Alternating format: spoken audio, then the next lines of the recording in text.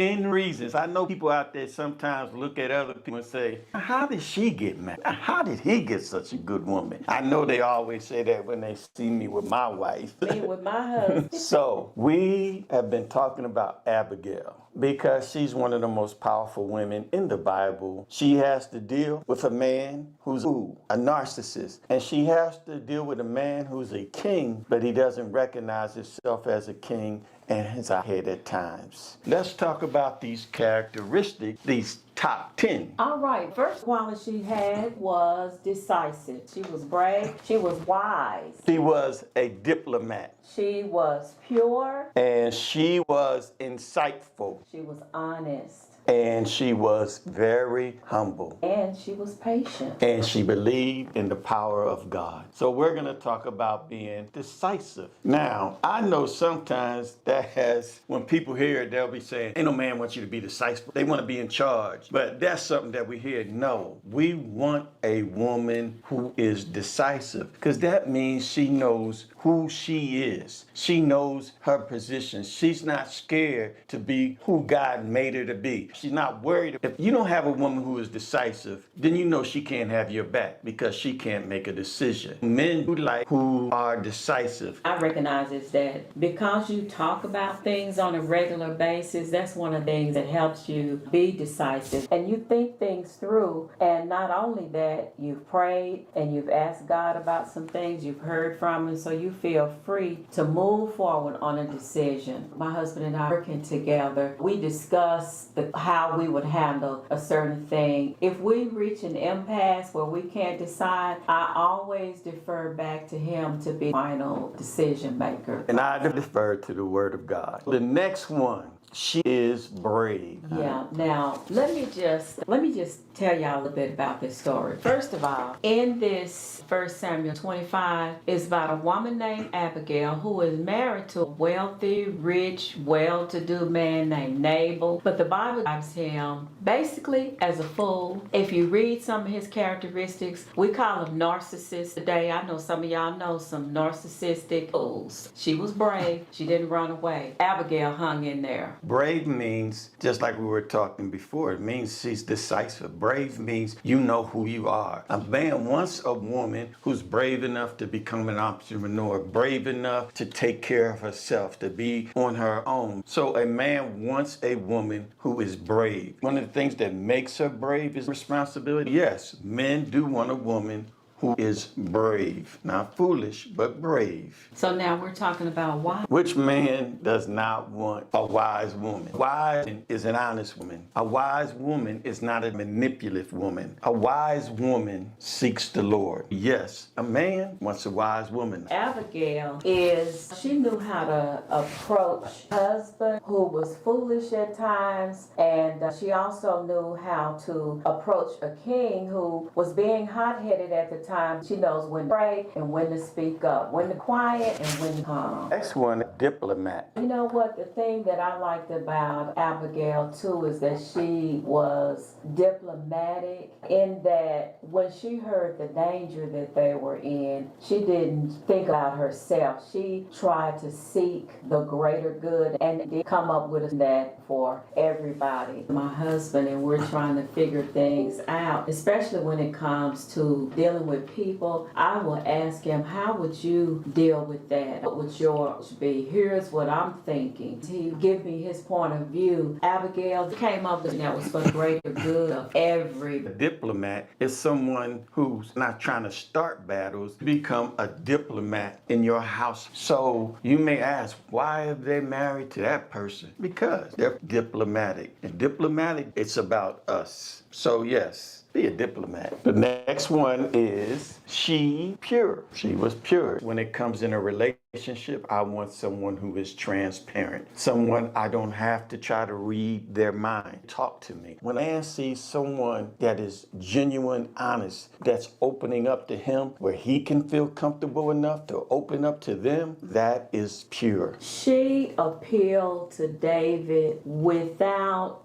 being unfaithful to her husband. She didn't try to use her sex appeal or her beauty to try to feed David anything for her. And because she dealt with him from a pure standpoint and she basically was honest with him about the man she was married to. And because she was pure, transparent, and talked to him and was humble before him, he told her to go home in peace. She hated him, talked him down from doing what he was going to do. The next one is you. Insightful. You have quality that says to a man or a woman, I'm willing to listen. I see you. I'm listening. Let's have a conversation. You empathize with them. That's what Abigail did. She understood that David was angry. That's what humble people do. She was patient. There's a that says, in your patience possess you your soul. And she was patient enough that she had gone to talk to David. She had made the provisions. She went back home. She was going to talk to her husband, but when she got back home, she saw he was having a big banquet and he totally drunk. Now, how much sense does it make to try to have a decent conversation with it that's drunk? None. So her wisdom told her now's not a good time. Her patience said, I can wait till in the morning. So a lot of times we can't just jump in there with something that we want to. Sometimes we have to wait on the timing for it to be right. Older women used to say all the time, babe, pick your battles. You got to be patient to pick your battles. You can't just jump in there with certain things. And I am so glad that you have been patient with me and patient with each other. And one of the things about being patient, a lot of people on the outside looking in will see things you may not be seeing. So it's good to have those people around who are prayed up and are praying for you. But sometimes they don't understand that you are being patient. You are waiting for your time. Who could have got a divorce in our first year, second year, third year, fourth, fifth, 20th year, but we chose not to because we were patient. We know it's not about us. It's about listening to God and being patient. So if we're not saying that you're in an abusive relationship, move on, get yourself in a safe place. We're used to too many fast things, fast food, everything has to fast. But in relationships, it's patience and a pace. That's what I learned this week. I was talking to my wife and she said, babe, just going too fast. And I was like, oh, wasn't what I was saying, it was my pace. I have to go on her pace. When you're a team, you pace together. Patience. the world is not going to tell you to be patient because Not at all. we see all these reality TV shows where people are going off on each other and it's child. When you're married, you got to put up with some things. When Yes. you're married, you've got to have some patience. You got to be kind. Sometimes you got to be quiet. I don't know about some other sisters out there, but sometimes I have to tell myself, just keep your mouth closed. Just keep your mouth closed. And there are so many times that I was glad that I did because the thing that I was going to say to my husband, he came out with it when I realized what you said about such. And I was so glad I did not open my... Yeah, the world is not going to tell you to be patient because the world is not trying to be like God because God, He is so patient with us. And we need to think about that. When we don't want to forgive people, we don't want to take time with folks. We've heard that term, no one left behind. They say that, but then they leave you behind. If we would be patient, we will take the time to make sure nobody is left behind. Like my husband said, we can be a team. Yes, I think we need to go to the next level. What that means, keeping my mouth closed means that I'm going to have a strategy to say what I need to say to be effective.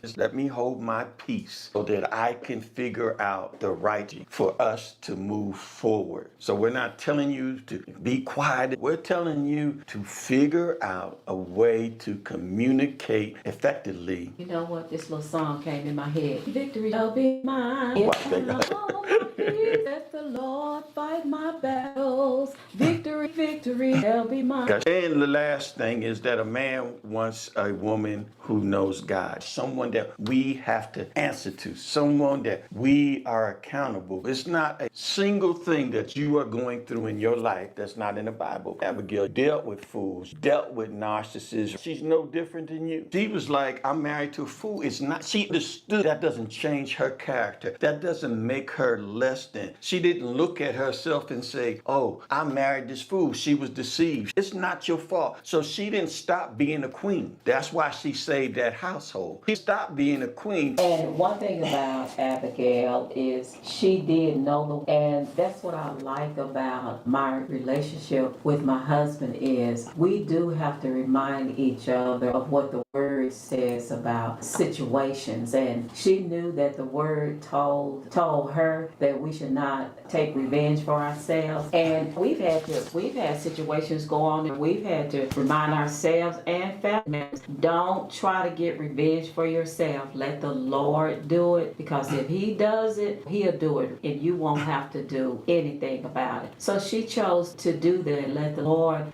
out her situation because she was connected to God. You got to be connected to God and you got to be familiar with the word. In fact, you got to be past familiar and study the word. So if you want a good man or woman, be decisive. But let's do that again. Okay. If you want a good man or woman, be decisive. If you want peace in your house and not war and battles, then you want a person who is Diplomatic.